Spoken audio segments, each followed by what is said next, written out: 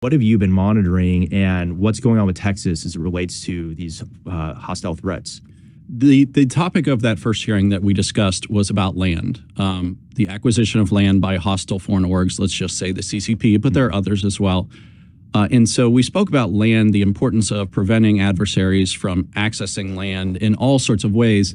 To boil it down, when you have an adversary like the Communist Party of China that is targeting states, targeting military installations, targeting critical infrastructure, you want to reduce the surface area on which they can interact within the state of Texas.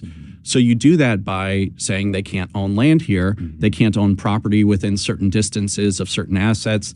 And you do things like Texas did in 2021, I believe, which was they said foreign adversaries cannot contract with critical infrastructure providers.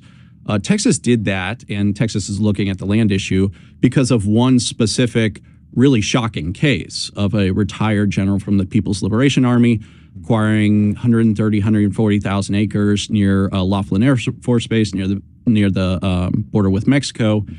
And he says he wants to create wind farms there. And he did stand up some wind turbines.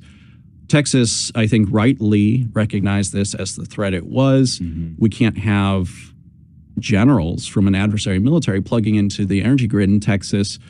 And so they enacted that legislation. Now, he actually got some wind turbines up before that legislation took effect. So he does have control of some wind turbines down there, is my most recent understanding. But preventing that from going any further, and then looking at the land issue to keep them off Texas land, Texas surface area in general, we expanded and opened the scope of the conversation to the broad ways in which the CCP targets the states. We boil it down to three areas. So protecting critical infrastructure, land is a critical piece of that. Ensuring technological independence from the CCP.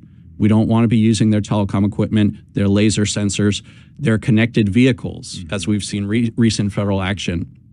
And then, of course, shutting down influence operations, where we're working, very hard on topics on that across states. So those are the three buckets we discussed, and we discussed how China is specifically targeting the states because they consider the states to be the soft underbelly of American governance.